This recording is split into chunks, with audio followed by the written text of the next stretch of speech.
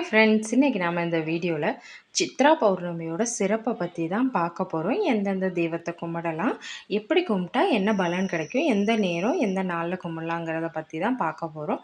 இப்போ தான் என் சேனலை புதுசாக பார்க்குறீங்கன்னா மறக்காமல் சப்ஸ்கிரைப் பண்ணிக்கோங்க. சித்ரா பௌர்ணமி இந்த 2024 என்றைக்கு வருதுன்னா 23/4/2024 செவ்வாய்க்கிழமை தான் வந்து நமக்கு சித்ரா பௌர்ணமி. அன்னைக்கு காலையில் 3:23 மறுநாள் 24/4/2024 காலையில் 5:18 வரை இருக்குது.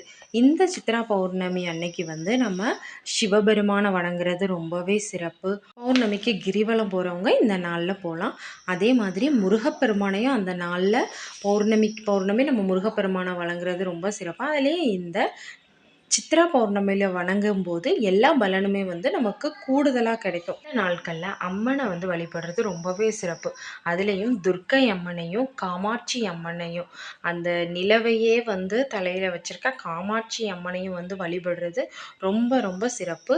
அந்த நாளில் அம்மனுக்கு வந்து நம்ம குங்கும அர்ச்சனை பண்ணுறது வந்து தீர்க்க சுமங்கலியாகவும் நல்ல செல்வ செழிப்போடும் நம்மளை இருக்க வைக்கும். இந்த நாளில் அம்மனுக்கு வந்து சித்திரானங்கள்னு சொல்லப்படுற தயிர் சாதம், எலுமிச்சை சாதம், புளி சாதம்னு நம்ம விதவிதமாக பண்ணி வச்சு சாமியை வணங்கலாம்.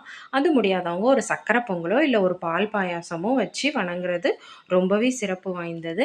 குலதெய்வ வழிபாடு இந்த நாளில் பண்ணுறது, பௌர்ணமிக்கு வந்து நம்ம எப்படி எல்லா தெய்வங்களையும் கும்பிடுற மாதிரி நம்ம குலதெய்வத்தையும் வணங்குறது வந்து ரொம்பவே சிறப்பு வாய்ந்தது.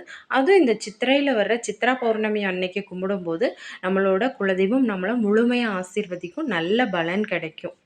சித்ரா பௌர்ணமிக்கே உரித்தானவர் வந்து சித்திரகுப்தர். இந்த நாளில் சித்திரகுப்தருக்கு வந்து நம்ம விரதம் இருந்து வழிபடும் போது நமக்கான பாவ கணக்குகள் குறையுங்கிறது ஒரு நம்பிக்கை. விரதம் இருக்கவங்க விரதம் இருந்து வழிபடலாம். ஆனால் விரதம் இருக்கவங்க கண்டிப்பாக பால் சார்ந்த பொருட்களை வந்து சாப்பிடக்கூடாது. காலையிலேருந்து விரதம் இருந்துட்டு இரவு நிலவு வந்தப்புறம் பூஜையெல்லாம் முடிச்சுட்டு விரதத்தை முடிச்சிக்கலாம். ரொம்பவே சிறப்பு வாய்ந்த இந்த சித்ரா பௌர்ணமினால் மறக்காமல் நம்மளுக்கு பிடிச்சமான தெய்வங்களையோ இல்லை நான் சொன்ன தெய்வங்களையோ வணங்கி முழு பலனையும் நீங்கள் பெறணும்னு நான் வேண்டிக்கிறேன். என்னோடய சேனல் பிடிச்சிருந்தா மறக்காமல் சப்ஸ்கிரைப் பண்ணிக்கோங்க. பாய். தேங்க்ஸ் ஃபார் வாட்சிங்.